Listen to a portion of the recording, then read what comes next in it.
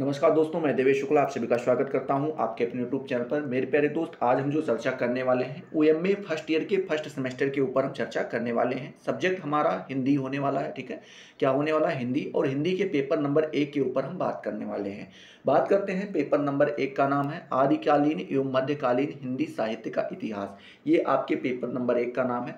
आप जिस किसी भी यूनिवर्सिटी से एमए कर रहे हो, सब्जेक्ट अगर आपका हिंदी है तो एक बार आप जरूर सिलेबस उठा के देख लीजिएगा कि क्या आपके पेपर नंबर 1 का नाम आदिकालीन एवं मध्यकालीन हिंदी है कि नहीं है। अगर है आदिकालीन एवं मध्यकालीन हिंदी साहित्य का इतिहास अगर आपके पेपर का नाम है तो आप आराम से निश्चिंत होकर तैयारी कर सकते हैं। अगर नहीं है तो एक बार जरूर चेक कर लीजिए, कहीं पेपर नंबर 2 का नाम तो नहीं है, कहीं पेपर नंबर 3 का नाम तो नहीं है, कहीं पेपर नंबर 4 का नाम तो नहीं है। तो इस प्रकार से आप जरूर उसको चेक कर लीजिएगा। ठीक है, चलिए बात करते हैं। आज हम कुछ बहुविकल्पीय प्रश्न के बारे में बात करेंगे, क्योंकि अक्सर आपके कमेंट आते रहते हैं कि सर आप जो है सब्जेक्टिव टाइप के क्वेश्चंस तो पढ़ाते रहते हैं, बताते रहते हैं अति लघुत्तरीय प्रश्न के बारे में, लघुत्तरीय प्रश्न के बारे में, पर आप कभी बहुविकल्पीय प्रश्न के बारे में नहीं बताते हैं। बहुविकल्पीय प्रश्न के बारे में बताइए सर, हमारे में बहुविकल्पीय प्रश्न ही आने वाले हैं। तो आपको आज बिल्कुल भी चिंता करने की जरूरत नहीं है। लगभग 100 से 150, कितने मेरे प्यारे दोस्त, 100 से 150 प्रश्न जो है मैं आपके लिए तैयार करके लाया हूं। इन 100 से 150 प्रश्नों को अगर आप देख लेते हैं और अगर आपका पेपर आदिकालीन एवं मध्यकालीन हिंदी साहित्य का इतिहास है तो आपका यहां से बाहर कुछ भी पूछने वाला नहीं है। आपको निश्चिंत होकर के क्या करना है, तैयारी करना है। ठीक है, चलिए देखते हैं यहाँ पे हम प्रश्नों के बारे में। आपको यहाँ पे दिखाई पड़ रहा होगा बहुविकल्पीय प्रश्न है। ठीक है, पहला प्रश्न जो आपके सामने पूछा गया है वो पूछा गया है मेरे प्यारे दोस्त कि इनमें सबसे प्राचीनतम भाषा कौन सी है। तो सभी मेरे प्यारे दोस्त आप जानते हैं, पहले तो आपकी जुबान पे आएगा संस्कृत, लेकिन संस्कृत सबसे प्राचीनतम नहीं है। सबसे प्राचीनतम भाषा आपकी कौन सी है? वो वैदिक संस्कृत है। कौन सी है मेरे प्यारे दोस्त? वो आपकी वैदिक संस्कृत है। ठीक है, इस प्रकार से आपको ध्यान में रखना है। संस्कृत के बाद आपकी पाली आई, पाली के बाद प्राकृत आई, प्राकृत के बाद आपका अपभ्रंश आया। ठीक है, तो उसके बाद फिर आपका यहाँ पे जो है इस प्रकार से इस क्रम में चला। तो सबसे प्राचीन आपकी जो है कौन सी है? वो वैदिक संस्कृति है। ठीक है, बात करते हैं। इसमें दूसरा प्रश्न आपसे पूछा जा रहा है कि ऋग्वेद में किस भाषा का प्रयोग हुआ है। तो मेरे प्यारे दोस्त आप यहाँ पर उत्तर बताएंगे कौन सा नंबर सही है। 12 नंबर सही है। वैदिक संस्कृत में जो है ऋग्वेद का जो है लेखन कार्य समापन हुआ है। ठीक है, तो इस प्रकार से आप लिख सकते हैं कि जो ऋग्वेद है उसमें हम किस भाषा का प्रयोग किया गया है, तो आप बता सकते हैं वैदिक संस्कृति का प्रयोग किया गया है। तीसरा नंबर प्रश्न आपसे यहीं पे पूछ रहा है कि इनमें से कौन सी भाषा मध्य भारतीय आर्य भाषा काल की नहीं है। ठीक है, तो मेरे प्यारे दोस्त इसका जवाब आपका सही हो जाएगा। कौन सा हो जाएगा? संस्कृत जो है ये आपके मध्य भारतीय आर्य काल की भाषा नहीं है। ये आपको यहाँ पे ध्यान में रखना है। जब संस्कृत का रूप धीरे धीरे बिगड़ने लगा मेरे प्यारे दोस्त, क्या हुआ?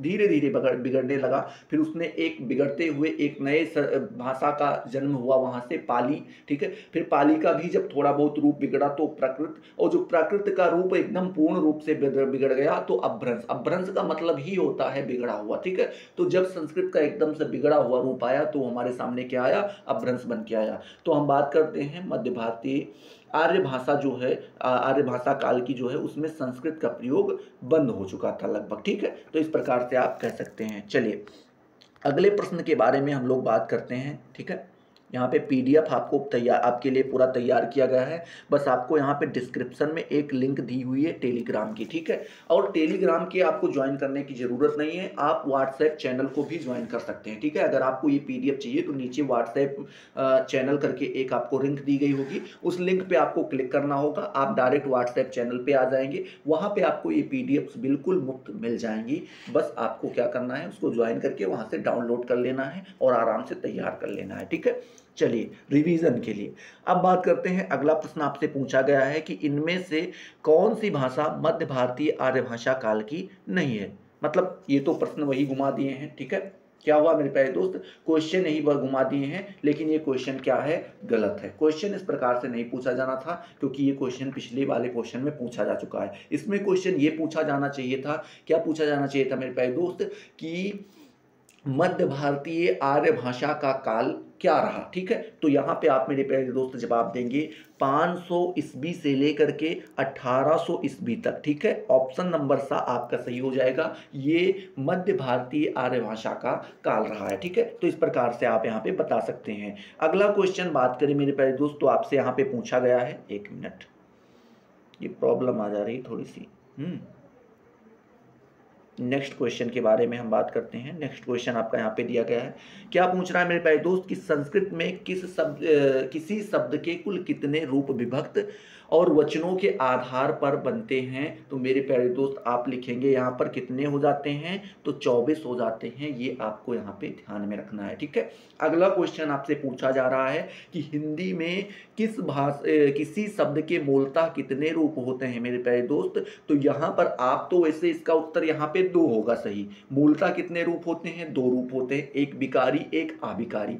विकारी जो परिवर्तित हो जाते हैं, जिनको बदला जा सकता है, जैसे हम, हमें, हमने, ठीक है। एक ही शब्द को कई जगह पे आपने बदल दिया, तो इस प्रकार से जो शब्द बदले जा सकते हैं उनको विकारी कह देते हैं। जिनको परिवर्तित नहीं किया जा सकता उनको अविकारी कह देते हैं। लेकिन आपको ये भी ध्यान में रखना है, आपसे ये भी पूछ सकता है कि उत्पत्ति के आधार पर हिंदी में किसी शब्द के कितने रूप होते हैं। तो हिंदी के आधार पर शब्दों के रूप मेरे प्यारे दोस्त 4 होते हैं, तत्सम, तद्भव, देशज, विदेशज, ठीक है। और बात करें अगर प्रयोग के आधार पे, तो प्रयोग के आधार पे इनके 8 होते हैं। संज्ञा, सर्वनाम, विशेषण, क्रिया विशेषण, ये 8 यहाँ पे आपके ऐसे आ जाते हैं। इनके बारे में आपने पहले से पढ़ रखा होगा, ठीक है। चलिए अगला नंबर प्रश्न जो है आपसे पूछा जा रहा है। क्या पूछा जा रहा है मेरे प्यारे दोस्त कि अपभ्रंश के प्रमुख कवि धनपाल की रचना कौन सी है। मतलब पूछ रहे हैं कि अपभ्रंश के एक प्रमुख कवि हैं जिनका नाम क्या है मेरे प्यारे दोस्त, धनपाल है। उनका जो है, उनकी प्रमुख रचना कौन है। तो आप यहाँ पे ऑप्शन नंबर आ बताएंगे क्या है। मविष्यत कहा जो है ये आपकी क्या है, और मविष्यत कहा नहीं, ये भविष्यत कहा है, भाव होना चाहिए यहाँ पे। भविष्यत कहा जो है ये यहाँ पे आपका ये ऑप्शन सही हो जाएगा, ठीक है। ये किसने लिखा था, तो धनपाल जी ने लिखा था। धनपाल जी की ये रचना है, ये अपभ्रंश के प्रमुख रचनाकार थे। बात करते हैं रामायण के बारे में। तो पूछ रहा है अगले क्वेश्चन में कि रामायण किस भाषा में रचित है मेरे प्यारे दोस्त। तो आप यहाँ पे ध्यान में रखिएगा, जो रामायण है वो आपका रामायण जो है वो आपका संस्कृत भाषा में रचा गया है। और जब बात करते हैं रामचरितमानस की, तो रामचरितमानस जो है वो अवधी बोली में, अवधी कोई भाषा नहीं है अभी, अवधी बोली में जो है क्या की गई है, रचना की गई है, ठीक है। तो जो वाल्मीकि जी ने लिखा था, जिसका नाम रामायण है मेरे प्यारे दोस्त, वो संस्कृत भाषा में लिखा गया था। और जो तुलसीदास जी ने लिखा वो आपका अवधी भाषा में लिखा गया, उसको हमने रामचरितमानस के नाम से हम लोग उसको जानते हैं, ठीक है। तो दोनों में कंफ्यूज मत होइएगा। चलिए नेक्स्ट क्वेश्चन आपसे पूछ रहा है, क्या पूछ रहा है कि पाली किस धर्म की भाषा है। तो मेरे प्यारे दोस्त आप सभी को पता है, बड़ा प्यारा सा क्वेश्चन है कि ये बौद्ध धर्म की भाषा है। कौन सी, पाली, ठीक है। चलिए अगले क्वेश्चन के बारे में बात करें। तो अगला नंबर क्वेश्चन आपसे पूछा गया है कि अपभ्रंश काल में बोलचाल की भाषा का क्या नाम था। आपसे पूछ रहा है कि अपभ्रंश काल में जो है, जो बोलचाल में भाषा का प्रयोग किया जाता था, जो अपने विचारों को आदान प्रदान करने के लिए मेरे प्यारे दोस्त लोग प्रयोग में लाते थे, उसका क्या नाम था। तो यहाँ पर मेरे प्यारे दोस्त आप बोलेंगे, क्या बोलेंगे, देश भाषा उसका नाम था। क्या था, देश भाषा उसका नाम था। ये आपका ऑप्शन नंबर बा सही हो जाएगा, ठीक है। चलिए बात करते हैं अगले नंबर क्वेश्चन के बारे में। अगला नंबर क्वेश्चन आपसे पूछ रहा है कि अपभ्रंश का पहला कवि किसे माना जाता है मेरे प्यारे दोस्त। तो आप सभी को पता है, बड़ा नॉर्मल सा क्वेश्चन है कि स्वयंभू जी को जो है क्या माना जाता है, अपभ्रंश का पहला कवि माना जाता है, ठीक है। इस प्रकार से आप इसका जवाब दे पाएंगे। अगला नंबर प्रश्न आपसे पूछ रहा है, क्या पूछ रहा है कि अपभ्रंश मेरे प्यारे दोस्त, क्या अपभ्रंश भाषा का प्राचीनतम प्रयोग किस साहित्य में हुआ है मेरे प्यारे दोस्त। तो आप बताएंगे कि अपभ्रंश भाषा का जो प्राचीनतम प्रयोग हुआ है वो साहित्य, जैन साहित्य में किया गया है। किसमें किया गया है मेरे प्यारे दोस्त, वो आपका जैन साहित्य में किया गया है। ये आपको यहाँ पे क्या करना है, ध्यान में रखना है, ठीक है। क्या करना है, ध्यान में रखना है। ये क्वेश्चन आपसे पूछा जा सकता है, ठीक है। चलिए अगला नंबर क्वेश्चन यहाँ पर मेरे प्यारे दोस्त पूछ रहा है, क्या पूछ रहा है कि अपभ्रंश के नागर, उपनागर एवं ब्राह्मण भेद किसने किए, तो मेरे प्यारे दोस्त आप यहाँ पर जवाब देंगे किसने किए थे, तो ये जो है मार्कंडेय जी ने किए थे। किसने किए थे, मार्कंडेय जी ने किए थे। ऑप्शन नंबर द आपका सही हो जाएगा। ठीक है, मान लीजिए अगर किसी भी प्रकार की त्रुटि हो जाती है या ऑप्शन में थोड़ा इधर उधर हो जाता है तो आप उसको जो है कमेंट सेक्शन में बता सकते हैं कि सर यहाँ पे आपने जो है गलत बताया है, तो उसको सुधारा जाएगा। हालांकि हम अपनी तरफ से पूरा ही प्रयास करेंगे कि किसी भी प्रकार की गलती ना होने पाए। ठीक है, चलिए अगले क्वेश्चन के बारे में बात करते हैं। आपसे पूछा गया है कि इनमें से कौन सी रचना, कोई एक रचना है, पूछ रहे हैं कौन सी रचना अभ्रंश का व्याकरण है। किस रचना को अभ्रंश का व्याकरण कहा गया मेरे प्यारे दोस्त, तो वो आपका ऑप्शन नंबर 7 सही हो गया जाएगा। शब्दानुशासन को जो है अभ्रंश का व्याकरण कहा गया। ठीक है, शब्दानुशासन एक ऐसी रचना रही जिसको हमने क्या कहा, उसको अभ्रंश का व्याकरण कहा। ठीक है, अगले नंबर क्वेश्चन के बारे में बात करते हैं। तो अगला नंबर क्वेश्चन आपसे पूछ रहा है भाषाओं को प्राचीन से नवीन क्रम में व्यवस्थित कीजिए। तो आप सभी को पता है, बड़ा प्यारा क्वेश्चन है कि पहले सबसे पुरानी भाषा कौन थी, संस्कृत। संस्कृत में भी वैदिक संस्कृत थी, लेकिन अभी हम बात करेंगे केवल संस्कृत के बारे में। संस्कृत का थोड़ा रूप बिगड़ा तो वो पाली का रूप हो गया, पाली का थोड़ा रूप बिगड़ा तो प्राकृत, और जो सबसे बिगड़ा हुआ रूप आया वो आपका क्या आया, अभ्रंश आया। कौन सा आया मेरे भाई दोस्त, अभ्रंश आया। ठीक है, उसके बाद अभ्रंश से सौरसैनी, सौरसैनी से हिंदी। ठीक है, इस प्रकार से इसका रूप परिवर्तित होता गया। ठीक है, मगधी, सौरसैनी, इस प्रकार से। चलिए अगला नंबर क्वेश्चन पूछ रहा है कि हिंदी की उत्पत्ति किस अपभ्रंश से मानी जाती है। ठीक है, तो यहां पर मेरे प्यारे दोस्त आप ध्यान रखेंगे किससे मानी जाती है, तो ये आपकी मगधी सौरसैनी से क्या की जाती है, मगधी सौरसैनी से माना जाता है कि हिंदी की उत्पत्ति हुई है। ठीक है, ये कौन सी, मगधी सौरसैनी अपभ्रंश रहा जो, उसी से हिंदी की उत्पत्ति हुई है। अगर वीडियो देखने में मजा आ रहा है, आपको समझ में आ रहा है, तो फटाफट वीडियो को लाइक करते रहो, कमेंट सेक्शन में बताओ सर मजा आ रहा है, और अपने दोस्तों के साथ शेयर करो। ठीक है, नेक्स्ट वीडियो आपको चाहिए, ये आज आपका पेपर नंबर 1 पूरा कंप्लीट हो जाएगा। अगर वीडियो पसंद आया तो कमेंट सेक्शन में आओ, फटाफट बताओ सर पेपर नंबर 2 जल्दी लेकर के आइए। आपके लिए पेपर नंबर 2 जल्दी हम क्या करेंगे, जल्दी जल्दी तैयार करेंगे कि भैया, बड़े भैया ने जो है मांगा है और कह रहे थे कि जल्दी से जो है व्यवस्था कीजिए, तो हम आपके लिए व्यवस्था करेंगे। जैसे यूपी में हमारे कट्टा और असलहों की व्यवस्था की जाती है, ठीक उसी प्रकार से हम आपके लिए प्रश्नों की व्यवस्था करते रहेंगे। आप दबंगई जैसे की जाती है वैसे आप पढ़ाई करते रहें। ठीक है, चलिए अगले प्रश्न के बारे में बात करते हैं। अगला प्रश्न आपसे पूछा गया है कि इनमें से कौन सा नाम अपभ्रंश के लिए प्रयुक्त नहीं होता। ठीक है, यहाँ पे ध्यान दीजिएगा, क्या पूछा गया है कि कौन सा नाम जो है अपभ्रंश के लिए प्रयुक्त नहीं होता है, तो यहाँ पे आप बात करेंगे डिंगल जो है ये अपभ्रंश के लिए प्रयोग नहीं किया जाता। बाकी औहट, ठीक है, देश भाषा, उसके बाद औहत, ठीक है, ये तीनों जो हैं किसके लिए प्रयोग किए जाते हैं, अपभ्रंश के लिए प्रयोग किए जाते हैं। ये डिंगल जो है यानी दा नंबर आपका सही हो जाएगा। चलिए अगला प्रश्न आपसे पूछ रहा है इनमें कौन सी भाषा वियोगात्मक भाषा है। क्या पूछ रहा है, कौन सी भाषा वियोगात्मक भाषा है मेरे प्यारे दोस्त, तो अपभ्रंश जो भाषा रही वो आपकी कौन सी भाषा रही, वो आपकी वियोगात्मक भाषा रही। ठीक है, चलिए अगले प्रश्न के बारे में बात करते हैं। थोड़ा ये अपने खुद ब खुद चलने लगता है कि सर जी जल्दी जल्दी पढ़ाइए, हमें लग रहा है, कह रहा है। ठीक है, चलिए कहाँ पे आ गए थे, वियोगात्मक हो गया था। हाँ, नेक्स्ट क्वेश्चन आपसे पूछ रहा है कि हिंदी भाषा का आरंभ मोटे तौर पर कब से हुआ। ठीक है, मोटे तौर पे आपसे पूछना चाहते हैं तो आप बता सकते हैं 1000 ईस्वी से जो है हिंदी भाषा का प्रारंभ हुआ था। चलिए अगला क्वेश्चन आपसे पूछ रहा है संस्कृत भाषा का काल है, तो मेरे प्यारे दोस्त आप बताएंगे संस्कृत भाषा का जो काल है वो 1500 ईसा पूर्व से लेकर के 500 ईसा पूर्व तक माना जाता है। ऑप्शन नंबर आ आपका बिल्कुल सही हो जाएगा। ठीक है, चलिए अगला नंबर प्रश्न पूछ रहा है भारतीय आर्य भाषाओं को मोटे तौर पर कितने कालखंडों में बांटा गया है मेरे प्यारे दोस्त, तो यहाँ पर आप लिखेंगे कि जो भारतीय आर्य भाषाएं थी उनको मोटे तौर पे यहाँ पे 3 भागों में क्या किया गया है मेरे प्यारे दोस्त, बांटा गया है। ऑप्शन नंबर बा आपका बिल्कुल सही हो जाएगा। ठीक है, अगले प्रश्न के बारे में बात करें, पूछा गया है कि पाली भाषा किस समय सीमा है। पाली भाषा की समय सीमा आपको यहाँ पर बतानी है मेरे प्यारे दोस्त, तो क्या बताएंगे, 500 ईसा पूर्व से लेकर के 1 ईस्वी तक जो है ये आपकी पाली भाषा का समय सीमा माना जाता है। ठीक है, चलिए अगला नंबर प्रश्न पूछ रहा है, यहाँ पर पूछ रहा है कि प्राचीन भारतीय, अरे भाई परेशान कर दिया, क्या पूछ रहा है मेरे प्यारे दोस्त, पूछ रहा है कि प्राचीन, कहाँ गया, हाँ, प्राचीन भारतीय आर्य भाषा काल में कितनी भाषाएं थी मेरे प्यारे दोस्त? तो प्राचीन भारतीय आर्य भाषा काल में जो थी भाषाएं वो कितनी थी? वो आपकी 2 भाषाएं थी। मतलब आ नंबर बिल्कुल आपका क्या हो जाएगा? सही हो जाएगा। ठीक है, नेक्स्ट नंबर क्वेश्चन आपसे पूछ रहा है, क्या पूछ रहा है? ठीक है, नेक्स्ट नंबर पूछ रहा है कि प्राचीन भारतीय आर्य भाषा काल की भाषा कौन सी है? क्या पूछ रहा है? प्राचीन भारतीय आर्य भाषा काल की भाषा कौन सी है? तो यहाँ पे आप बताएंगे कौन सी है।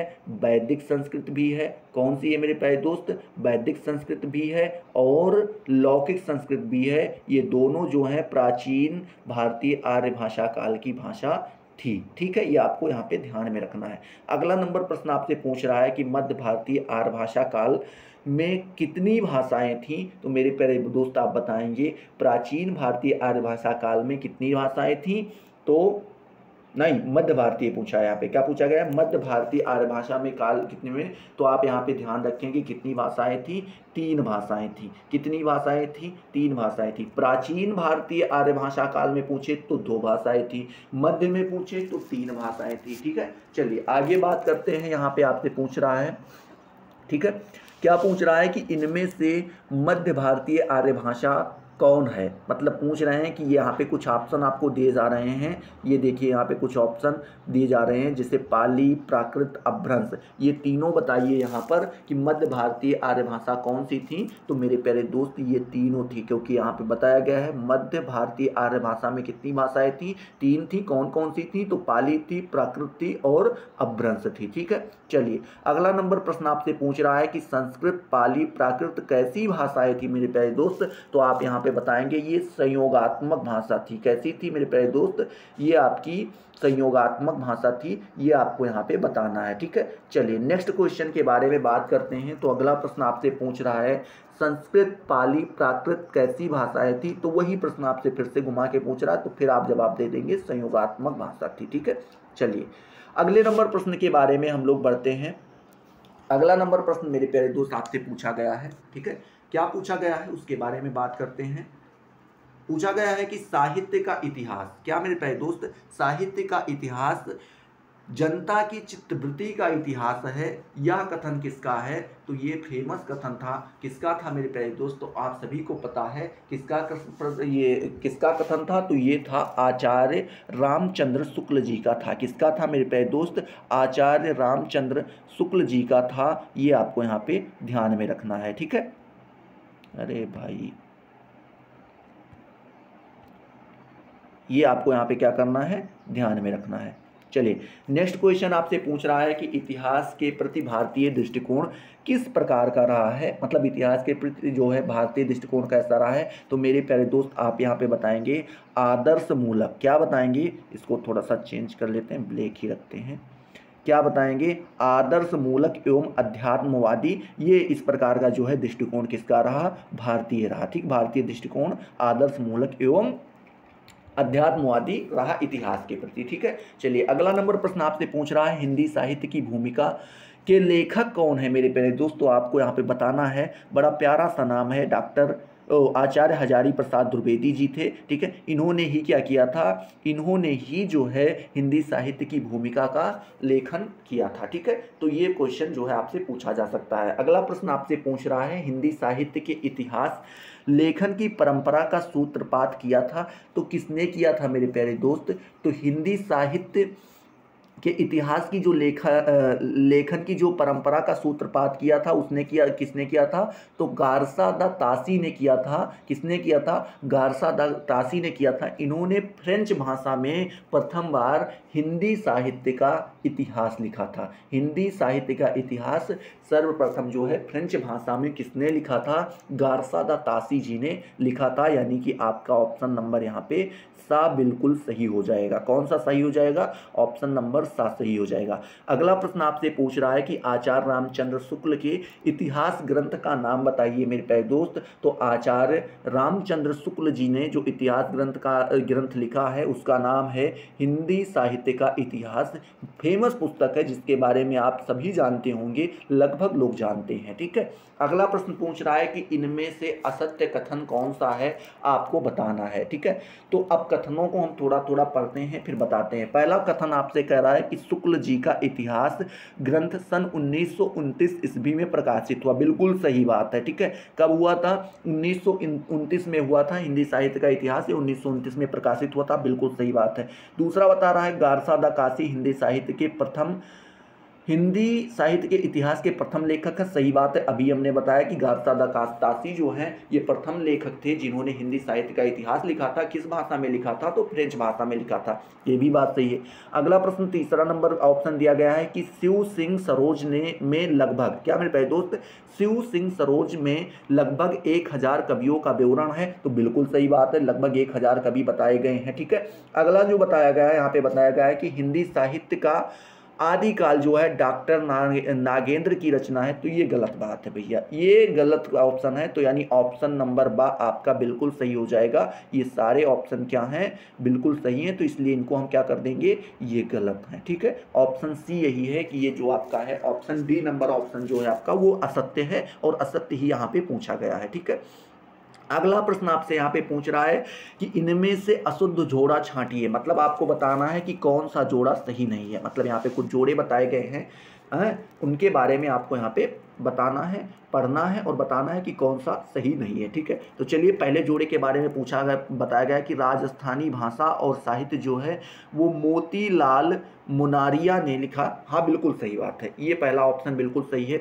दूसरा पूछ रहा है हिंदी साहित्य का वैज्ञानिक इतिहास डॉक्टर गणपति चंद्रगुप्त से संबंधित। बिल्कुल सही बात है। गणपति, अगर वैज्ञानिक इतिहास के बारे में बात करें तो गणपति जी से सबसे प्रथम इतिहास के बारे में बात करें हिंदी साहित्य की तो गारसा द तासी जी के बारे में, ठीक है। और हिंदी साहित्य के इतिहास के बारे में केवल बात करें तो आचार्य रामचंद्र शुक्ल जी से है।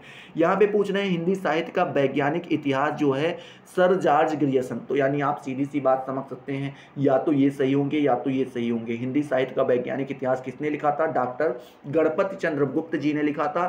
सर जॉर्ज ग्रियर्सन जो है ये बिल्कुल गलत है, यानी ऑप्शन नंबर आपका 7 सही हो जाएगा। बाकी चौथा तो ऑटोमेटिक शिवराज सरोज जो हैं वो शिव सिंह सेंगर ने। तो हाँ बिल्कुल सही बात है, इसमें आपका कोई गलत, ऑप्शन नंबर सी आपका क्या हो जाएगा? बिल्कुल सही हो जाएगा।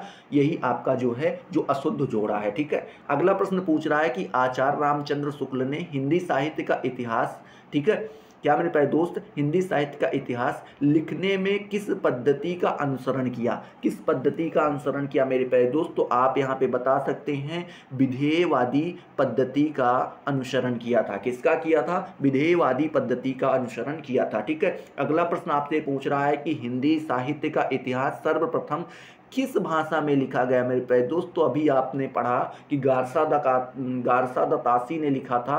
गारसा द तासी ने लिखा था, कौन सी भाषा में लिखा था? तो फ्रेंच भाषा में लिखा था। ये आपका यहाँ पे इसका ये जवाब हो जाएगा, ठीक है। आई होप ये आपका फटाफट यहाँ पे क्लियर हो रहा होगा। अगर क्लियर हो रहा है तो बिल्कुल कहने की ज़रूरत नहीं है, वही चीज़ें बार बार कहने से अच्छा नहीं लगता है। आप लोग समझदार हैं, ठीक है। हमारे छात्र हैं, हमारे छोटे भाई हैं, बड़े भाई भी हो सकते हैं इसमें, ठीक है। तो आप लोग सपोर्ट कीजिए, बढ़ाते रहिए और लाइक करते रहिए, ठीक है। चलिए देखते हैं, लगभग 22 मिनट का वीडियो हो गया है, ठीक है। और हमने जो है लगभग मान के चलिए कि 35 से 40 क्वेश्चन सॉल्व कर दिए हैं। अभी आधा और बचा है, वो भी सॉल्व कर देते हैं। प्रश्न आपसे पूछा जा रहा है कि आदिकाल की समय सीमा क्या है मेरे प्यारे दोस्त? तो आप सभी को पता है आदिकाल की समय सीमा क्या रही है। तो वो रही है विक्रम संवत 1050 से लेकर के 1375 तक। ये जो है आदिकाल की समय सीमा रही है। कब की रही है? आदिकाल की समय सीमा रही है। ये आपको यहाँ पे ध्यान में रखना है। मतलब ए नंबर ऑप्शन बिल्कुल आपका क्या हो जाएगा? सही हो जाएगा, ठीक है। दूसरा नंबर प्रश्न आपसे पूछ रहा है कि हिंदी का पहला ग्रंथ कौन सा है, ठीक है। हिंदी का पहला ग्रंथ मोस्ट इंपॉर्टेंट क्वेश्चन है ये आपका। तो मेरे प्यारे दोस्त आप यहाँ पे बताएंगे कौन सा है। तो आपका है श्रावक 4, ठीक है। क्या है मेरे प्यारे दोस्त? श्रावक 4 जो है ये हिंदी का पहला ग्रंथ रहा है, श्रावक 4, ठीक है। पृथ्वीराज रासु तो ये तो बहुत बाद में आए हैं, ठीक है। तो इनके बारे में क्या बताया जाए? चलिए अगला नंबर क्वेश्चन आपसे पूछ रहा है, क्या पूछ रहा है? संकुचित राष्ट्रीयता क्या? संकुचित राष्ट्रीयता की भावना किस काल की विशेषता है मेरे प्यारे दोस्त? तो ये आपकी जो है आदिकाल की है, ये आदिकाल की है। इस समय जो है संकुचित राष्ट्रीयता की भावना जो है वो व्यापी थी। संकुचित का मतलब होता है आप बहुत छोटे में जब किसी चीज को करते हैं तो उसी को संकुचित कह दिया जाता है, ठीक है। चलिए बात करते हैं मेरे प्यारे दोस्त, पूछा गया है कि आल्हा खंड, ठीक है, किस रचना का लोकप्रिय नाम है? आल्हा आपने सुना होगा, आल्हा जो है, ठीक है। तो आप पहले तो इसका जवाब जान लीजिए कि आल्हा खंड जो है वो किस रचना का लोकप्रिय नाम है मेरे प्यारे दोस्त? तो वो आपका जो है परमाल रासो का जो है लोकप्रिय नाम है। परमाल रासो को ही आल्हा खंड के नाम से हम लोग जानते हैं। आल्हा खंड एक ऐसा है कि जब इसको आप पढ़ते हैं या सुनते हैं मेरे प्यारे दोस्त तो आपके शरीर के रोम रोम जग उठते हैं, मन करता है कि इससे लड़ जाएं। अभी मैं आपको 2-4 पंक्तियाँ उनकी सुनाता हूँ, हालांकि सुनिए, ठीक है, क्योंकि जो मेरी फेवरेट रही हैं, अक्सर मैं पढ़ता रहता हूँ और मज़ा आता है काफ़ी ज़्यादा, तो आप सुनेंगे। क्या होता था कि पहले के समय में जो है लोग जब शादी करना होता था तो अभी जिस तरीके से है कि लड़की के पिता जाते हैं ढूंढने, तो उस समय पे पहले नहीं हुआ था करता था। पहले ये होता था कि जाकर बिटिया सुंदर देखें, जबरन लिए ब्याह करवाए। मतलब कह रहे हैं जिसकी लड़की वो लोग सुंदर देखते थे, अच्छी है, देखने में अच्छी है, तो लोग क्या करते थे, जो बलवान होता था, जिनके पास बल होता था, शक्ति होती थी, वो जबरन मतलब क्या होता है कि जबरदस्ती जाके क्या कर लेते थे, विवाह कर लेते थे। तो विवाह ऐसे हो तो गया अभी, लेकिन विवाह जब डोली उठवा के वहां से चलते थे तो अभी यहाँ पे बात खत्म नहीं हुई। क्या होता था कि 4-6 और घूम जाते थे, क्योंकि अभी आपने तो जीत लिया है, लेकिन आप ऐसे थोड़ी जाएंगे। अभी मैं भी सबल हूँ, मान लीजिए आप कहीं से शादी करके ला रहे हैं किसी से जबरन, तो मैं आपके सामने खड़ा हो जाऊं कि यार अभी नहीं, धैर्यो डोला समर खेत में जे जीते ते लिए उठा। समर का मतलब होता है मैदान मेरे प्यारे दोस्त, युद्ध का मैदान। तो क्या कहते हैं कि जो डोली लेकर के जा रहे हो, धैर्यो डोला समर खेत में जे जीते ते लिए उठाए। अभी इस डोले को समर खेत में, युद्ध के मैदान में रखो, हमारे आपके बीच में युद्ध होगा, जो जीतेगा वो उठा कर ले जाएगा। और युद्ध किस प्रकार से होता था मेरे प्यारे दोस्त? कहते हैं कि एक्का मारे दुई गिर जावे, तीसरा खौफ खाए मर जाए। मतलब बता रहे हैं कि एक को मारते थे, 2-2 3-3 ऐसे गिर जाते थे लाइन से, और जो तीसरा देखता था वो डर के मारे मर जाता था। बताते हैं कि यक्का मारे दुई गिर जावे, तीसरा खौफ खाए मर जाए, ठीक है, और हाथ पटक दे भुइमा जो तो नौमन माटी लिए उठाए। मतलब बोल रहे हैं कि जब वो हाथ अपना जमीन में पटकते थे मेरे प्यारे दोस्त, तो वहां पे बोलते हैं कि 9 मन, एक मन में 14 किलो होता है। कितना होता है? 14 किलो होता है। और 9 मन आप अनुमान लगा सकते हैं कितना हो सकता है, 14 नवैया, ठीक है। तो इस प्रकार से 126 किलो माटी क्या होती थी, 126 मतलब 1.5 कुंटल माटी क्या होती थी, जमीन छोड़ देती थी। जैसे अभी साउथ की मूवियों में आपको देखने को मिलता है, जब पटकते हैं तो जमीन से मिट्टियां उठ जाती हैं, ठीक उसी प्रकार से जब वो हाथ अपना पटकते थे तो जमीन मिट्टियां छोड़ दिया करती थी, ठीक है, मिट्टियां जमीन छोड़ के ऊपर उठ जाती थी। तो इस प्रकार से बड़ी वीरता का रिमझिम भाला बरसे और मैदान बीच मझार। मतलब बता रहे हैं कि भाला ऐसे चल रहा था कि जैसे बारिश हो रही हो, रिमझिम भाला बरसे, बता रहे हैं इतने लोग होते थे, ठीक है। तो ये काफी ज्यादा होता था कि मजा आता है इसको जब आप एक लाइन में पढ़ेंगे, इस तरीके से पढ़ेंगे कि जाकर बिटिया सुंदर देखें, जबरन लिए ब्याह करवाए, धैर्यो डोला समर खेत में जे जीते ते लिए उठाए, और हाथ पटक दिए भुई, एक का मारे दुई मर जावे, तीसरा खौफ खाए मर जाए, हाथ पटक दिए भुइमा जो तो 9 मन माटी लिए उठाए, ठीक है। इस प्रकार से जो है वो हुआ करता था। तो आल्हा, अगर आपको जो है वीर रस के प्रेमी आदमी है, वीर रस ज़्यादा आपको पसंद है, तो आप आल्हा पढ़ सकते हैं, काफ़ी अच्छा लगेगा आपको, ठीक है। चलिए अगला प्रश्न जो है मेरे प्यारे दोस्त आपसे पूछा गया है, क्या पूछा गया है मेरे प्यारे दोस्त? पूछा गया है कि जगनिक द्वारा रचित, क्या मेरे प्यारे दोस्त, जगनिक द्वारा रचित वीर रस प्रधान ग्रंथ कौन सा है मेरे प्यारे दोस्त? तो यहाँ पर आप बताएंगे कौन सा है। वो मेरे प्यारे दोस्त है आपका परमाल रासो। वही जो आपने आल्हा जो है पढ़ा है, वो वीर रस की प्रधानता उसमें काफ़ी ज़्यादा पाई गई है। इसी को परमाल रासो को ही हम क्या बोलते हैं, आल्हा बोलते हैं। और इसी के रचयिता कौन हैं? तो वो जगनिक जी हैं, ठीक है। कौन है? जगनिक जी हैं। तो वहाँ पे आप पढ़ेंगे। मलखान वलखान ऐसे थे जिनका किरदार बताया जाता है कि ये भीम के अवतार थे, हनुमान जी के अवतार माने जाते हैं, इतना बल था, ठीक है। चलिए आगे लिखते हैं, अगला नंबर क्वेश्चन दिया गया है कि इनमें से हिंदी का प्रथम महाकाव्य किसे माना जाता है मेरे प्यारे दोस्त। कुछ ऑप्शन आपके सामने दिए गए हैं। क्या दिए गए हैं? पहला ऑप्शन आपके सामने दिया गया है बिसल देव रासो, ठीक है। दूसरा बताया गया है खुमार रासो, तीसरा परमाल रासो और चौथा आपका पृथ्वीराज रासो मेरे प्यारे दोस्त। तो आपका सही हो जाएगा चौथा नंबर पृथ्वीराज रासो जो है ये इन ऑप्शनों में से हिंदी का प्रथम महाकाव्य है, ठीक है। ये आपको यहाँ पे ध्यान में रखना है। अगला नंबर प्रश्न आपसे पूछ रहा है कि बिसल देव रासो का प्रधान रस क्या है। बिसल देव रासो जो लिखा गया उसमें किस रस की प्रधानता रही है मेरे प्यारे दोस्त। तो श्रृंगार रस की प्रधानता वहां पर रही है। इसकी रही है श्रृंगार रस की प्रधानता रही है। वीर रस की प्रधानता पूछे तो आप कौन सा बताएंगे? परमाल रासो बताएंगे, जिसको आल्हा के नाम से या आल्हखंड के नाम से जाना जाता है, ठीक है। और उसके रचयिता कौन रहे मेरे प्यारे दोस्त? तो आप बताएंगे जगनिक जी जो हैं उसके रचयिता रहे हैं, ठीक है। अगला प्रश्न आपसे पूछा जा रहा है पृथ्वीराज रासो का बृहद रूपांतरण मेरे प्यारे दोस्त, रूपांतरण में कुल कितने सर्ग हैं? तो यहाँ पर मेरे प्यारे दोस्त बताएंगे कुल कितने सर्ग हैं। 69 जो है यहाँ पे 69 सर्ग जो हैं पाए जाते हैं, ठीक है। चलिए ध्यान को भटकने मत दीजिए, ठीक है।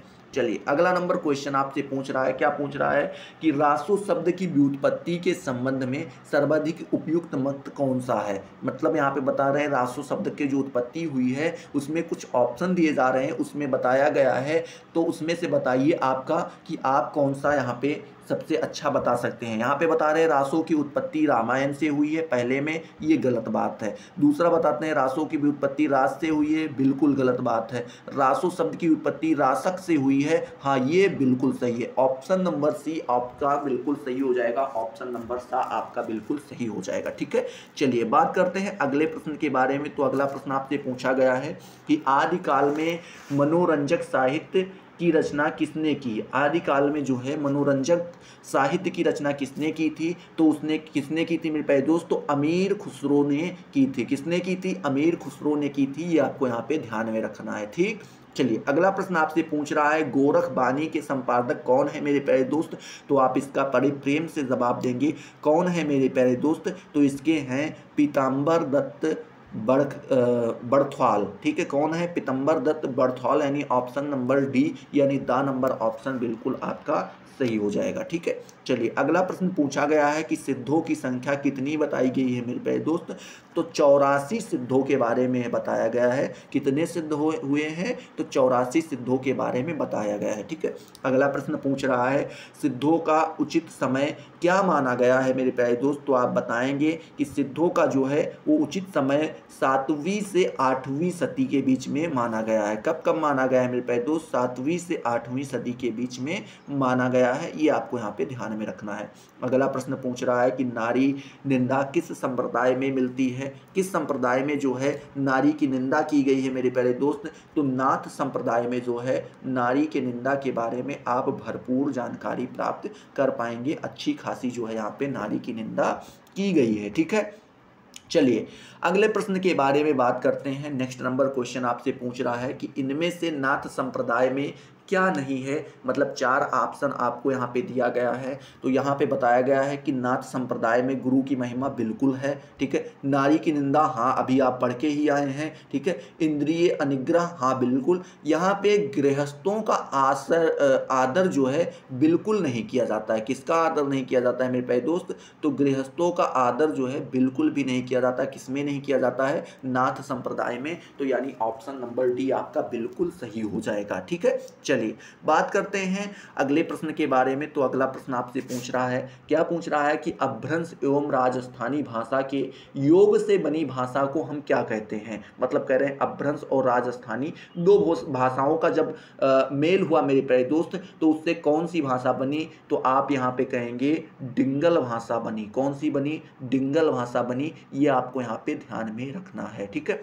चलिए बात करते हैं। बताया जाता है कि ब्रज भाषा मिश्रित अपभ्रंश का क्या नाम है। मतलब बता रहे हैं ब्रज भाषा और मिश्रित अपभ्रंश का क्या नाम बताया गया है। तो नाम कौन सा बताया गया है मेरे प्यारे दोस्त? ऑप्शन नंबर बी पिंगल, ठीक है। अपभ्रंश और राजस्थानी को डिंगल, ठीक है। ब्रज भाषा और मिश्रित अपभ्रंश को जो है पिंगल, ठीक है। ये आपको यहाँ पे डिंगल पिंगल नाम याद रखना है। ठीक है। चलिए अगला नंबर प्रश्न पूछ रहा है कि इनमें से आदिकाल का ग्रंथ नहीं है, ठीक है। क्या पूछ रहा है, इनमें से आदिकाल का ग्रंथ नहीं है मेरे प्यारे दोस्त। तो कौन सा नहीं है, पद्मावत जो है ये आदिकाल का ग्रंथ आपका नहीं है। बाकी आपका जो प्राकृत वैगलम दिया गया ये भी आपका आदिकाल का है, विद्यापति पदावली जो है ये भी आदिकाल का है, खुसरो की पहेलियां जो है ये भी आपका जो है आदिकाल का ही है। पद्मावत एक ऐसा है जो आदिकाल का ग्रंथ नहीं है, ठीक है। अगला नंबर प्रश्न पूछ रहा है कि विद्यापति की पदावली की रचना किस भाषा में हुई है मेरे प्यारे दोस्त।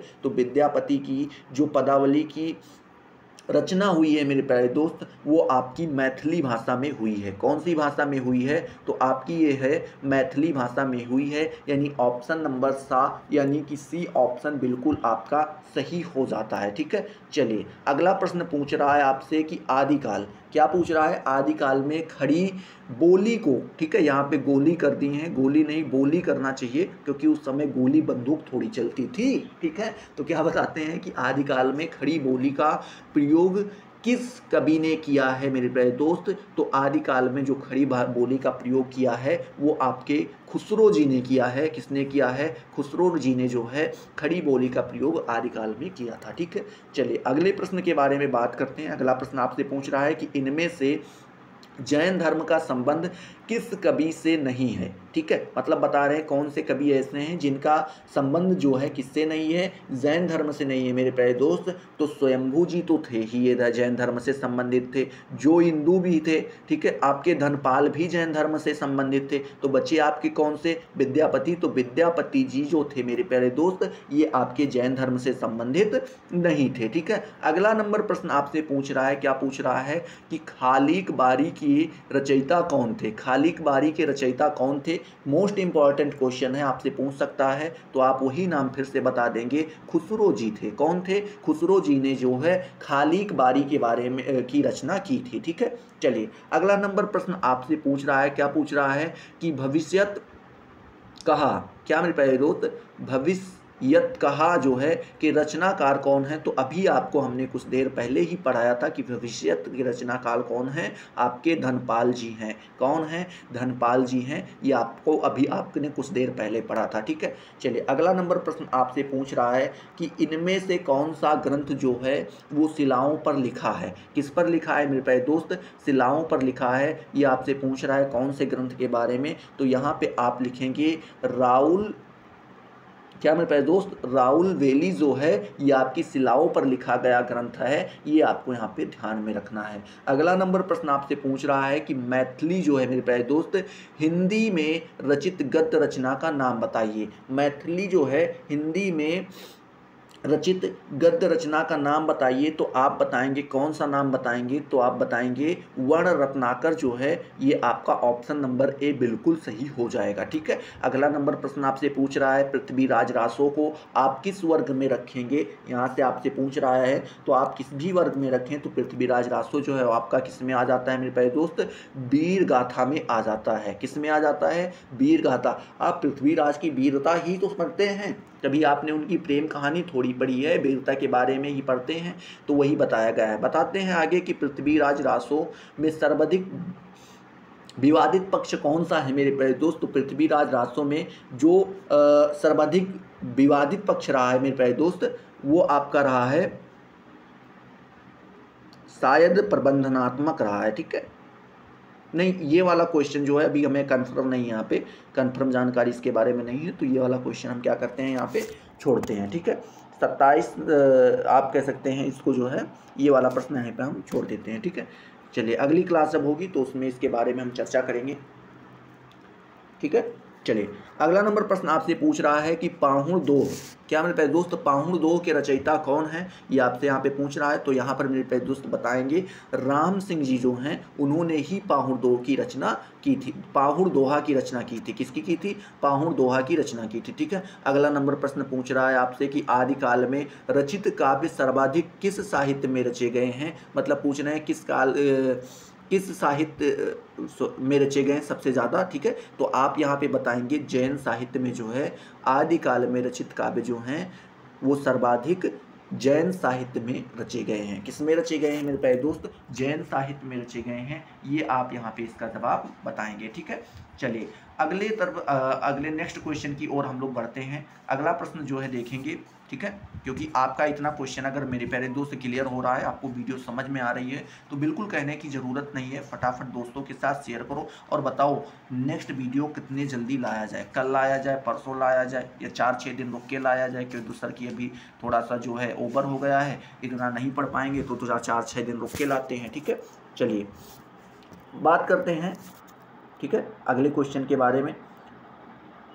अगला नंबर प्रश्न आपका यहाँ पर मेरे पास दोस्त दिया गया है। क्या दिया गया है कि आचार्य रामचंद्र शुक्ल ने भक्ति काल की समय सीमा क्या मानी है। भक्ति काल की समय सीमा के बारे में आचार्य रामचंद्र शुक्ल जी का क्या मत है, तो मेरे प्यारे दोस्त आप बड़े प्रेम से जवाब दे दीजिएगा। क्या दे दीजिएगा कि संवत 1050 से लेकर के 1375 विक्रमी तक जो है किसने माना है, आचार्य रामचंद्र शुक्ल जी ने जो है भक्ति काल की समय सीमा मानी है। ठीक है, अगला प्रश्न आपसे यहाँ पे पूछ रहा है कि डॉक्टर नागेंद्र ने भक्ति काल की समय सीमा क्या मानी है मेरे प्यारे दोस्त। तो यहाँ पे आप बताएंगे कि 1350 से लेकर के 1650 तक का जो समय रहा है वो किसने माना है, डॉक्टर नागेंद्र नाथ जी ने माना है कि भक्ति काल के समय सीमा ये है। ठीक है, आचार्य रामचंद्र शुक्ल ने क्या माना है भक्ति काल का, तो 1050 से 1375, और नागेंद्र नाथ जी ने जो है क्या माना है 1350 से लेकर के 1650। ये आपको यहाँ पे ध्यान में रखना है। ठीक है, अगला तीसरा नंबर प्रश्न आपसे यहाँ पे पूछ रहा है इस स्लाइड का। क्या पूछ रहा है मेरे प्यारे दोस्त कि आचार्य रामचंद्र शुक्ल ने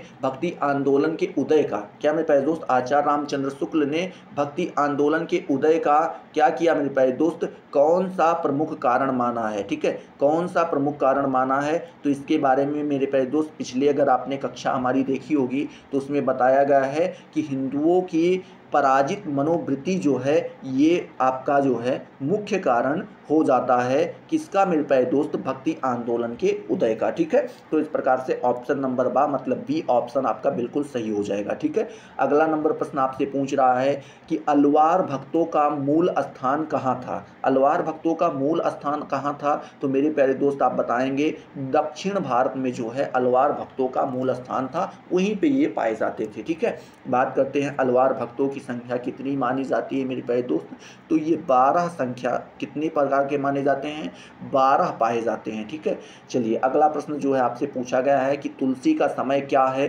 तो मेरे प्यारे दोस्त आप बताएंगे कि 1532 से लेकर के 1623 ईस्वी तक जो है तुलसीदास जी का समय माना जाता है। ठीक है, अगला प्रश्न आपसे यहीं पे पूछा जा रहा है कि भक्ति भावना का मूल स्रोत भारत के किस भाग में माना गया है मेरे प्यारे दोस्त, तो भक्ति भावना का जो मूल स्रोत है मेरे प्यारे दोस्त वो दक्षिण भारत में माना गया है। पिछली कक्षा में आपको जो है मैंने पढ़ाया था। ठीक है, जब वो आपका सब्जेक्टिव वाला क्वेश्चन हुआ था तो वहाँ पे हमने इसके बारे में चर्चा की थी, आपने वो वीडियो अगर देखा होगा तो आपको ये सारे क्वेश्चंस आते होंगे। ठीक है, चलिए अगला नंबर प्रश्न आपसे यहाँ पे पूछ रहा है कि अद्वैत वेदांत का प्रचार किसने किया। ठीक है, तो आप यहाँ पे बता सकते हैं किसने किया था मेरे प्यारे दोस्त, तो आपके हमारे महागुरु या आप कह सकते हैं आचार्य, जो भी आप कह सकते हैं शंकराचार्य जी ने जो है अद्वैत वेदांत का प्रचार जो है क्या किया था। ठीक है, अगला नंबर प्रश्न आपसे पूछ रहा है कि इनमें से कौन सा अलवार भक्त नहीं है। अलवार भक्त कौन सा नहीं है, तो सरहप्पा जी जो थे मेरे प्यारे दोस्त वो आपके अलवार भक्त नहीं थे, बाकी आपके जो है सरो योगी जी हैं, उसके बाद फिर कुलशेखर जी हैं, महात्मा बुद्ध जी हैं, ये सब आपके अलवार भक्ति थे। ठीक है, कौन थे, अलवार भक्त थे। ठीक है, चलिए अगला प्रश्न जो है आपसे पूछा जा रहा है दिव्य प्रबंधम, क्या मेरे प्यारे दोस्त, दिव्य प्रबंधम किसके पदों का संकलन है, किसके पदों का संकलन है दिव्य प्रबंधम मेरे प्यारे दोस्त, तो आप यहाँ पे बताएंगे ये किसका है, अलवार भक्त का जो है क्या है, अलवार भक्त का संकलन है। ठीक है, अगला नंबर प्रश्न आपसे पूछ रहा है, क्या पूछ रहा है कि अलवार भक्तों के पद किस भाषा में है मेरे प्यारे दोस्त, आपसे पूछ रहा है अलवार भक्तों के पद जो है किस भाषा में है, तो अलवार भक्तों के पद जो है मेरे प्यारे दोस्त वो तमिल भाषा में है, क्योंकि ये दक्षिण भारत में पाए जाते थे, तो ये तमिल भाषा में ही इनका जो है पद मिलता है आपको। अगला नंबर प्रश्न आपसे पूछ रहा है कि कबीर जो हैं, कबीर काव्य में कबीर काव्य में गृहित कुंडलिनी योग के शब्द किसके प्रभाव से ग्राहित हैं मेरे प्यारे दोस्त? तो आप यहाँ पे लिखेंगे नाथ पंथ से। किससे हैं? नाथ पंथ से हैं, ठीक है। ऑप्शन नंबर बी आपका सही हो जाएगा। अगला प्रश्न आपसे पूछ रहा है इनमें से कौन संत कवि नहीं है मेरे प्यारे दोस्त? तो कौन संत कवि नहीं है? तो ईश्वरदास जी जो हैं वो आपके संत कवि नहीं है मेरे प्यारे दोस्त। बाकी कबीरदास, गुरु नानक, सूरदास ये सभी संत कवि थे, ठीक है। चलिए अगला प्रश्न आपसे पूछ रहा है कवि के गुरु का क्या नाम था मेरे प्यारे दोस्त? तो आप सभी को पता है, बड़ा प्यारा सा क्वेश्चन है कि कबीर के गुरु कौन थे? वो आपके थे रामानंद जी थे। कौन थे? रामानंद जी थे, ठीक है। चलिए अगला नंबर प्रश्न आपसे पूछ रहा है कि संत कवियों, क्या मेरे प्यारे दोस्त, संत कवियों ने नैदानिक परंपराओं की आलोचना किसके प्रभाव से की? मतलब किसके प्रभाव से जो है उन्होंने नैदानिक परंपराओं की आलोचना की थी संत कवियों ने? तो वो किससे की थी? तो बौद्ध धर्म से जो है बौद्ध धर्म के प्रभाव से की थी। किससे की थी? बौद्ध धर्म के प्रभाव से की थी। अगला नंबर प्रश्न पूछ रहा है कि कबीर दास का जन्म जो है कब हुआ था? यहाँ पे जा लिखा गया है, गलत लिखा गया, दास होना। कबीर दास का जन्म कब हुआ माना जाता है मेरे प्यारे दोस्त? तो यहाँ पर आप लिखेंगे कबीरजा जी का जन्म पूछ रहा है, कबीरदास जी का जन्म नहीं पूछ रहा है, ठीक है। तो यहाँ पर कबीरजा पूछ रहा है कि कबीरदास पूछ रहा है। ये क्वेश्चन भी हम आप यहाँ पे छोड़ दे रहे हैं क्योंकि कबीरजा और कबीरदास में जो है थोड़ा कन्फ्यूज़न है, ठीक है। तो अगर कबीरजा होगा तो 1998 सही हो जाएगा आपका, ठीक है। और कबीरदास होगा तो कबीरदास का जो है मेरे प्यारे दोस्त अभी आपने कुछ देर पहले जो है पढ़ा था, ठीक है। तो उसमें तो ये ऑप्शन आपका है ही नहीं कबीरदास वाला। तो जो कुछ भी हो, अगर कबीरजा है तो आप यहाँ पे 98 लगा देंगे, ठीक है। चलिए अगला नंबर प्रश्न आपसे पूछ रहा है, क्या पूछ रहा है मेरे प्यारे दोस्त? 17 नंबर कि विशिष्टाद्वैत के प्रतिपादक आचार्य कौन थे मेरे प्यारे दोस्त? तो यहाँ पे आप लिखेंगे रामानुजाचार्य जी थे। कौन थे? रामानुजाचार्य जी थे, वो विशिष्टाद्वैत के प्रतिपादक आचार्य थे, ठीक है। चलिए अगला नंबर प्रश्न पूछ रहा है कि श्री संप्रदाय के प्रवर्तक आचार्य का क्या नाम है मेरे प्यारे दोस्त? तो यहाँ पे आप लिखेंगे रामानुजाचार्य जी जो थे वो ही थे इस प्रवर्तक के श्री संप्रदाय के प्रवर्तक थे। कौन थे? श्री संप्रदाय के प्रवर्तक के बारे में पूछे तो आप बताएंगे रामानुजाचार्य जी हैं, ठीक है। अगला प्रश्न आपसे पूछ रहा है, क्या पूछ रहा है? पुष्टि मार्ग के प्रवर्तक कौन है मेरे प्यारे दोस्त? तो आप बताएंगे पुष्टि मार्ग के प्रवर्तक आपके कौन है? वल्लभाचार्य जी हैं, ठीक है। अगला प्रश्न आपसे पूछ रहा है कि साखी संप्रदाय के प्रवर्तक कौन है मेरे प्यारे दोस्त? तो आप यहाँ सभी को पता है कि साखी संप्रदाय के प्रवर्तक कौन है? स्वामी हरिदास जी जो हैं ये आपके साखी संप्रदाय के प्रवर्तक रहे हैं, ठीक है। चलिए अगला नंबर प्रश्न आपसे पूछ रहा है शुद्धाद्वैत सिद्धांत के प्रवर्तक कौन है? तो बताएंगे वल्लभाचार्य जी हैं, ठीक है। मोस्ट इंपॉर्टेंट क्वेश्चन, छोटे छोटे क्वेश्चन हैं, इनको हम ऐसे लगाते चलेंगे। पूछ रहा है द्वैतवाद के प्रवर्तक कौन है मेरे प्यारे दोस्त? तो आप सभी को पता है माधवाचार्य जी हैं। कौन है आपके? माधवाचार्य जी हैं। अगला प्रश्न पूछ रहा है नरसिंह को ईश्वर का प्रमुख अवतार मानने वाले आचार्य कौन थे मेरे प्यारे दोस्त? तो यहाँ पर आप मेरे प्यारे दोस्त लिखेंगे विष्णु स्वामी जी जो थे उन्होंने ही नरसिंह को ईश्वर का अवतार माना था। द्वैतवाद क्या मेरे प्यारे दोस्त? द्वैतवाद के प्रवर्तक कौन है आपसे यहाँ पे पूछ रहा है। तो द्वैतवाद के प्रवर्तक मेरे प्यारे दोस्त आप सभी को पता है, ठीक है। क्या द्वैतवाद के प्रवर्तक कौन है? तो आप सभी को पता है मेरे प्यारे दोस्त। नहीं, द्वैतवाद के प्रवर्तक तो हो गया है यहाँ पे, ठीक है। कौन थे आपके? तो द्वैतवाद के प्रवर्तक माधवाचार्य थे। द्वैतवाद के प्रवर्तक थे वो आपके थे निम्बकाचार्य जी थे। कौन थे मेरे प्यारे दोस्त? निम्बकाचार्य जी थे, ठीक है। अगला प्रश्न पूछ रहा है संत कवियों, क्या संत कवियों के दार्शनिक सिद्धांतों का मूल आधार क्या है मेरे प्यारे दोस्त? तो संत कवियों के दार्शनिक सिद्धांतों का मूल आधार क्या रहा है? वो रहा है अद्वैत वेदांत। क्या रहा है? अद्वैत वेदांत रहा है, ठीक है। अगला प्रश्न आपसे पूछ रहा है कि इनमें से सूफी काव्य का दूसरा नाम क्या है मेरे प्यारे दोस्त? तो इनमें से जो सूफी काव्य का दूसरा नाम है वो क्या क्या है मेरे प्यारे दोस्त, यहाँ पे जितना भी दिया गया है, प्रेमा मार्गी शाखा, प्रेमाश्रयी शाखा या प्रेमाख्यान शाखा, ये तीनों नाम जो हैं आपके क्या हैं, ये सूफी काव्य के नाम हैं। ठीक है, अलग अलग नाम है, इस तरीके से आप कह सकते हैं। अगला प्रश्न पूछ रहा है सूफी कवियों की आदि, क्या मेरे प्यारे दोस्त, सूफी कवियों की आदि स्रोत डॉक्टर नागेंद्र ने किसे माना है मेरे प्यारे दोस्त? तो यहाँ पर आप लिखेंगे किसे माना है, तो यहाँ पे आप लिखेंगे सामी जातियों की आदित्य प्रवृत्ति को माना है। ठीक है, अगला प्रश्न आपसे पूछ रहा है अवधी भाषा का प्रथम महाकाव्य ग्रंथ कौन सा है मेरे प्यारे दोस्त? तो यहाँ पर आप लिखेंगे कौन सा है, वो आपका है पद्मावत। कौन सा है? पद्मावत जो है वो पहला महाकाव्य रहा है, प्रथम महाकाव्य रहा है जो अवधी भाषा में आपका लिखा गया। किस में लिखा गया मेरे प्यारे दोस्त? अवधी भाषा में आपका लिखा गया। ठीक है, चलिए अगले प्रश्न के बारे में बात करते हैं। अगला प्रश्न आपसे यहाँ पे पूछ रहा है, क्या पूछ रहा है, थोड़ा सा इसको जूम कर लेते हैं। पूछ रहा है कि आचार्य रामचंद्र शुक्ल ने रीत काल का की समय सीमा कब तक मानी है मेरे प्यारे दोस्त? तो आचार्य रामचंद्र शुक्ल जी ने जो है 1700 से लेकर के 1900 विक्रमी तक जो है क्या माना है, रीत काल का समय माना है। साथ ही साथ बात करते हैं इनमें से कौन सा नाम रीत काल का नहीं है। एक नाम यहाँ पे दिया गया है, कई सारे नाम, तो यहाँ पे जो है आप बता सकते हैं पूर्व मध्यकाल को जो है रीत काल का नाम नहीं कहा गया। बाकी अलंकृत काल ये रीत काल को ही कहा गया, श्रृंगार काल भी कहा गया, उत्तर मध्यकाल भी रीत काल को कहा गया। तीनों नाम रीत काल के ही हैं, लेकिन जो है पूर्व मध्यकाल जो है आपका रीत काल का नाम नहीं है। अगला प्रश्न जो है आपसे यहाँ पे पूछ रहा है, क्या पूछ रहा है कि हिंदी के किस काल में लक्षण ग्रंथों का निर्माण हुआ? हिंदी के किस काल में लक्षण ग्रंथों का निर्माण हुआ मेरे प्यारे दोस्त? तो रीत काल में ही लक्षण ग्रंथों का निर्माण हुआ है, आपको यहाँ पे बताना है। ठीक है, चलिए अगला प्रश्न जो है आपसे पूछ रहा है कि रीत काल के आचार्य विश्वनाथ प्रसाद मिश्र ने क्या नाम दिया मेरे प्यारे दोस्त? तो रीत काल को जो है आचार्य विश्वनाथ प्रसाद जी ने जो है क्या कहा है मेरे प्यारे दोस्त? तो उन्होंने कहा है श्रृंगार काल के नाम से पुकारा है। क्या पुकारा है? रीत काल को ही श्रृंगार काल के नाम से पुकारा है। किसने पुकारा है?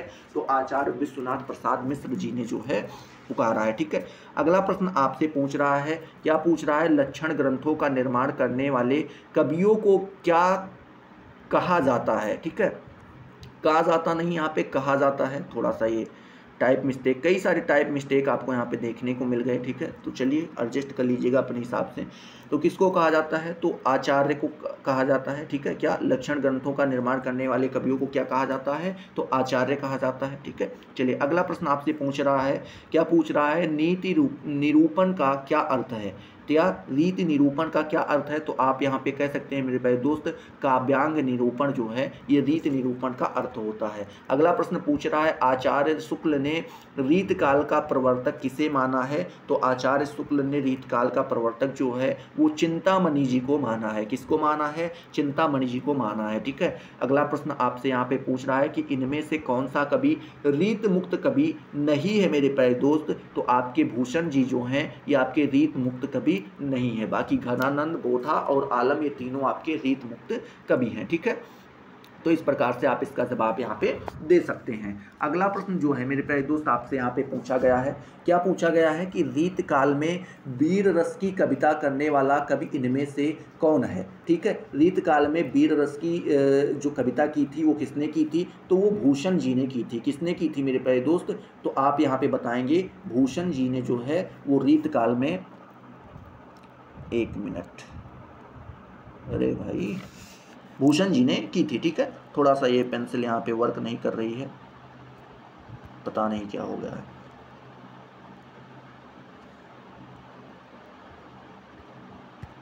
चलिए कोई नहीं, हम लोग वैसे ही पढ़ लेते हैं, पेंसिल टेक्निकल कुछ प्रॉब्लम आ सकती है इसमें। ठीक है, अगला प्रश्न पूछ रहा है इनमें से रीत सिद्ध कवि कौन है मेरे प्यारे दोस्त? तो आप जवाब देंगे बिहारी जी जो हैं वो आपके रीत सिद्ध कवि हैं। अगला प्रश्न आपसे पूछ रहा है इनमें से रीत काल का कौन सा कवि रीतबद्ध कवि है मेरे प्यारे दोस्त? तो आप बता सकते हैं कि रीत काल में जो रीतबद्ध कवि के नाम से जाना गया वो कौन जाना गया? देव को जाना गया। बाकी रीतबद्ध जो है आपके बिहारी जी भी नहीं थे, घनानंद भी जी नहीं थे और ठाकुर जी भी नहीं थे। ठीक है, बात करते हैं भाषा भूषण के रचयिता कौन है। यहाँ पे अगला प्रश्न आपसे पूछा जा रहा है, तो आप बताएंगे मेरे प्यारे दोस्त भाषा भूषण के रचयिता कौन से हैं? तो जसवंत सिंह जी हैं। कौन है? जसवंत सिंह जी हैं। ठीक है, अगला प्रश्न आपसे यहाँ पे पूछ रहा है, इसको इधर कर दें फिर देखते हैं। हाँ अब आ रहा है, ठीक है। जसवंत जी हैं। हाँ, अगला प्रश्न पूछ रहा है, इनमें से रीतकाल का कौन सा कवि प्राकृतिक चित्रण के लिए मेरे प्यारे दोस्त, क्या प्रकृति चित्रण के लिए सुविख्यात है मेरे प्यारे दोस्त? तो आप सभी को पता है, एक फेमस नाम सेनापति जी जो हैं, इन्होंने प्राकृतिक चित्रण के बारे में काफ़ी ज़्यादा अपनी रचना उसके प्रति ज़्यादा रखी है, ठीक है। अगला प्रश्न आपसे यहाँ पे पूछा जा रहा है कि ललित ललाम, क्या मेरे प्यारे दोस्त, ललित ललाम के रचयिता का नाम आपको यहाँ पे बताना है। तो आप सभी को पता है, मतीराम जी जो हैं वो ललित ललाम के रचयिता हैं, ठीक है। अगला प्रश्न आपसे पूछा जा रहा है कि अमेय हलाहल रस भरे श्याम श्वेत अस्नार, ठीक है, थोड़ा प्रोनाउंसिएशन में दिक्कत हो रही है। यह पंक्ति किस कवि की है? तो मेरे प्यारे दोस्त आपको बताना है, यह कवि जो है वो रसलीन जी की है। किसकी है मेरे प्यारे दोस्त? रसलीन जी का है, यानी बी नंबर ऑप्शन बिल्कुल आपका सही हो जाएगा। अगला प्रश्न पूछ रहा है कि इनमें से सतसई किस कवि को नहीं लिखी, सतसई किस कवि ने नहीं लिखी है? तो मेरे प्यारे दोस्त यहाँ पे आपको कुछ ऑप्शन दिए गए हैं और पूछा गया है कि सतसई किस कवि ने नहीं लिखी है। तो घनानंद जी ने जो है सतसई नहीं लिखी है, बाकी बिहारी बृंद और मतीराम जो हैं ये तीनों लोगों ने लिखा है, ठीक है। बात करते हैं अगले प्रश्न के बारे में। तो पूछा जा रहा है कि कौन सा ग्रंथ कवि भूषण रचित नहीं है, मतलब किस ग्रंथ को, यहाँ पे कुछ ऑप्शन आपको दिए गए हैं और पूछा गया है ये भूषण द्वारा रचित नहीं है। तो आप यहाँ पे बताएंगे छात्र प्रकाश जो है मेरे भाई दोस्त, इसके रचयिता भूषण जी नहीं है, बाकी छात्रशाला दशक, ठीक है, शिवराज भूषण, उसके बाद शिवा वावनी, ये जो है तीनों किसके द्वारा रचित हैं? ये भूषण द्वारा ही रचित है। अगला प्रश्न आपसे यहाँ पे पूछ रहा है, क्या पूछ रहा है कि देव माया प्रपंच नाटक के रचयिता कौन कवि हैं मेरे प्यारे दोस्तों? तो आप यहाँ पे बताएंगे देव जी हैं। देव जी ने जो है देव माया प्रपंच नाटक की रचना की थी। अगला प्रश्न पूछ रहा है छात्र प्रकाश की किस कवि की रचना है मेरे प्यारे दोस्त? तो छात्र प्रकाश जो है वो आपके लाल कवि की रचना है, ठीक है, क्योंकि अभी कुछ देर पहले पूछा गया था तो भूषण की रचना नहीं थी, ये किसकी रचना थी? तो ये लाल कवि की रचना थी। अगला प्रश्न पूछ रहा है भवानी विशाल, क्या मेरे प्यारे दोस्त, भवानी विशाल किस कवि की रचना है मेरे प्यारे दोस्त? तो आप बताएंगे भवानी विशाल जो है मेरे प्यारे दोस्त ये देव जी की रचना है। किसकी है? देव जी की रचना है, ठीक है। अगला प्रश्न आपसे पूछ रहा है कि इनमें से कौन सा रचना मतीराम का नहीं है मेरे प्यारे दोस्त? तो आप यहाँ पे बताएंगे रसिक प्रिया जो है ये मतीराम का नहीं है। बाकी आपका जो है अलंकार पंचासिका जो है ये भी आपका मतीराम का है, वृत्त कौमुदी भी मतीराम का है और ललित ललाम भी मतीराम जी का ही है, ठीक है। चलिए अब हम बात करते हैं अगले प्रश्न के बारे में मेरे प्यारे दोस्त। तो अगला प्रश्न जो है आपको यहाँ पे पूछा गया है, क्या पूछा गया है? जन्म ग्वालियर जानिए मथुरा बस ससुराल, यह पंक्ति किस कवि के विषय में है? पूछा गया है कि यहाँ पे सीधा ही पूछा जा रहा है कि इनका जन्म जो है ग्वालियर में हुआ था और ससुराल जो है मथुरा में है। तो वो कौन है? आपके हमारे सबके प्यारे कवि हैं, वो आपके बिहारी जी हैं। कौन है आपके मेरे प्यारे दोस्त? बिहारी जी हैं, जिनका जो है जन्म ग्वालियर में और मथुरा ससुराल में यही लिखा गया है, ठीक है। चलिए अगला प्रश्न आपसे यहाँ पे पूछ रहा है कि जयपुर नरेश, क्या जयपुर नरेश प्रताप शाही के दरबार में रहने का श्रेय किस कवि को मिला? ठीक है, प्रताप शाही के दरबार में कौन से कवि रहे हैं? तो आपको यहाँ पे बताना है मेरे प्यारे दोस्त। तो आप लिखेंगे पद्माकर जी जो हैं ये आपके किस पे मेरे प्यारे दोस्त? तो जयपुर नरेश प्रताप शाही के दरबार में ये रहे हैं, ठीक है, दरबारी बनकर वहाँ पर रहे हैं। अगला प्रश्न आपसे पूछ रहा है कि इनमें से कौन सा कवि इटावा का निवासी माना जाता है? कहाँ का निवासी? इटावा का निवासी माना जाता है। तो जो आपके देव जी थे, देव जी जो है वो आपके इटावा के निवासी थे। कहाँ के थे मेरे प्यारे दोस्त? इटावा के निवासी थे, ठीक है। चलिए अगला प्रश्न पूछ रहा है कि रामचंद्राभरण नामक अलंकार ग्रंथ के रचयिता कौन है मेरे प्यारे दोस्त? तो आप यहाँ पे लिखेंगे कि रामचंद्राभरण के नामक जो अलंकार ग्रंथ है मेरे प्यारे दोस्त, इसके रचयिता आपके कौन हैं? तो गोप महोदय जी हैं। कौन है आपके? गोप जी हैं, गोप महोदय जी हैं। अगला प्रश्न आपसे यहाँ पे पूछ रहा है, क्या पूछ रहा है मेरे प्यारे दोस्त? व्यंग्यार्थार्थ कौमुदी के रचनाकार का नाम आपको यहाँ पे बताना है मेरे प्यारे दोस्त। तो व्यंग्यार्थ कौमुदी के रचनाकार जो हैं आपके कौन रहे हैं, तो आप यहाँ लिखेंगे प्रताप शाही जी जो हैं ये रहे हैं। कौन रहे हैं? प्रताप शाही जी जो हैं वो व्यंग्यार्थ कौमुदी के रचनाकार रहे हैं। ठीक है, अगला प्रश्न आपसे यहाँ पे पूछ रहा है कि कठिन काव्य का प्रेत किस कवि को कहा जाता है? तो आप मेरे प्यारे दोस्त याद रखिएगा कि कठिन काव्य का प्रेत जो है वो केशव दास जी को माना जाता है। किसको माना जाता है? केशव दास जी को माना जाता है। ठीक है, अगला प्रश्न आपसे पूछ रहा है कि ज्यों म्लेच्छ वंश पर शेर शिवराज हैं, क्या लिखा है? ज्यों म्लेच्छ वंश पर शेर शिवराज है, यह पंक्ति किसकी रचना है मेरे प्यारे दोस्त? तो यह किसने लिखा था? तो यह भूषण जी की रचना है। यह पंक्ति किसकी है? भूषण जी की रचना है। ठीक है, तो इस प्रकार से मेरे प्यारे दोस्त आपके पेपर नंबर 1 का जितना भी क्वेश्चन हो सकता था लगभग 100 से ऊपर ही क्वेश्चन आपके लिए प्रश्न बनाए गए थे, और ये 100 के 100 प्रश्न, आपके 100 से ज़्यादा जो प्रश्न हैं ये आपको यहाँ पे प्रोवाइड करा दिए गए हैं। सभी के आंसर बता दिए गए हैं। 2 क्वेश्चन आपका छूटा है तो उसके बारे में भी हम चर्चा कर लेंगे। वो थोड़ा टाइप मिस्टेक के कारण एक छूट गया है और एक के बारे में थोड़ा नॉलेज नहीं थी, तो इसके कारण जो है उसको हमने छोड़ दिया है। गलत बताने से क्या फ़ायदा? ठीक है, जिस चीज़ में नॉलेज हो वही बताना चाहिए, तो यहाँ पे इसी कारण हमने उनको क्या किया? छोड़ दिया।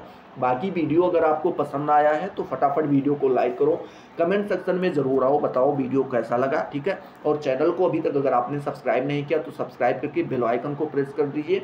बाकी आपको अगर PDF प्राप्त करना है तो नीचे व्हाट्सएप चैनल का लिंक दिया हुआ है, वहाँ से आप आके हमारे व्हाट्सएप से जुड़ सकते हैं। वहाँ पर आपको PDF बिल्कुल मुफ्त प्राप्त हो जाएगी। ठीक है, क्या हो जाएगी? बिल्कुल मुफ्त आपको प्राप्त हो जाएगी।